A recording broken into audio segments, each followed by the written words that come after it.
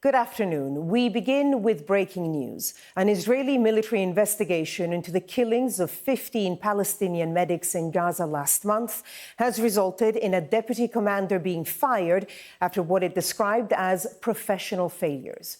The IDF claimed there was no attempt to conceal the event and that there had been breaches of orders and a failure to fully report the incident. I'm going to read you the IDF's statement now. The findings show that the incident occurred in a hostile and dangerous combat zone under a widespread threat to the operating troops.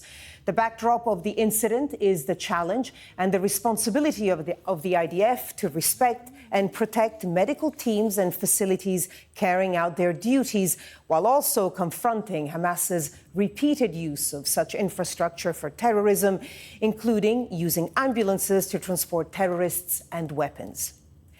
The examination found no evidence to support claims of execution or that any of the deceased were bound before or after the shooting. Such claims are blood libels and false accusations against the IDF soldiers. On the night of the incident, March 23, 2025, the troops were conducting a vital mission aimed at targeting terrorists. Throughout the operation, vehicles and ambulances moved along the route without obstruction since the forces did not perceive any threat posed by them. The forces also apprehended 2 pedestrians who raised suspicion and released them subsequently. This indicates that the troops did not engage in indiscriminate fire, but remained alert to respond to real threats identified by them. The first incident. The troops fired at a vehicle identified as a Hamas vehicle. Following this, the troops remained on high alert for further potential threats. The second incident. Approximately an hour later, the troops opened fire on suspects emerging from a fire truck and ambulances very close to the area in which the troops were operating after perceiving an immediate and tangible threat. Supporting surveillance had reported 5 vehicles approaching rapidly and stopping near the troops, with passengers quickly disembarking. The IDF says the deputy battalion commander assessed the vehicles as employed by Hamas forces who arrived to assist the first vehicle's passengers. Under this impression and sense of threat, he ordered to open fire. 15 Palestinians were killed, 6 of whom were identified in a retrospective examination as Hamas terrorists. Due to poor night visibility, the deputy commander did not initially recognize the vehicles as ambulances. Only later, after approaching the vehicles and scanning them, was it discovered that these were indeed rescue teams. The third incident. About 15 minutes later, the IDF says troops fired at a Palestinian UN vehicle due to operational errors in breach of regulations. The troops' commander initially reported the event, and additional details emerged later in the examination. The IDF says at dawn it was decided to gather and cover the bodies to prevent further harm and clear the vehicles from the route in preparation for civilian evacuation. The body removal and vehicle crushing were carried out by field commanders. The examination concluded that removing the bodies was reasonable under the circumstances, but the decision to crush the vehicles was wrong.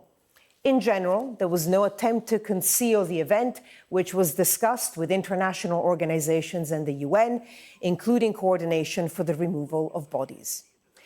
The examination determined that the fire in the first 2 incidents resulted from an operational misunderstanding by the troops, who believed they faced a tangible threat from enemy forces. The third incident involved a breach of orders during a combat setting.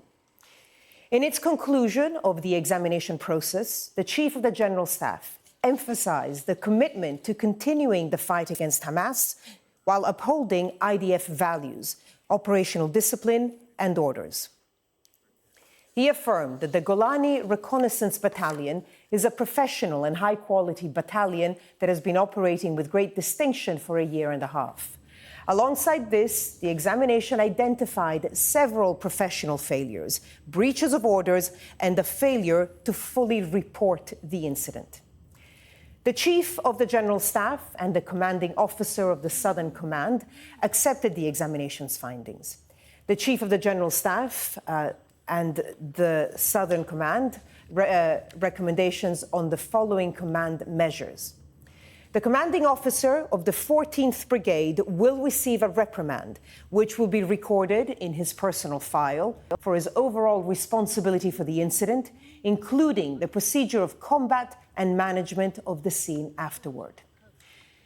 The statement from the IDF goes on to say that the deputy commander of the Golani Reconnaissance Battalion will be dismissed from his position due to his responsibilities as the field commander in this incident and for providing an incomplete and inaccurate report during the debrief. The commanders emphasized that the deputy commander of the Golani Reconnaissance Battalion is a highly respected officer whose military service and personal story reflect a spirit of combat, volunteerism, and great dedication. Following October 7th, he returned from abroad to serve in reserve duty, continued to operate in Gaza until he was injured in the combat, and returned to service after his recovery. Over the past 6 months, he was on active reserve duty and served as the battalion's deputy commander. Now, the statement goes on to say, the IDF regrets the harm caused to uninvolved civilians. The examination process also serves as part of an ongoing effort to learn from operational incidents and reduce the likelihood of similar occurrences in the future. Existing protocols have been clarified and reinforced, emphasizing the need for heightened caution when operating near rescue forces and medical personnel, even in high-intensity combat zones.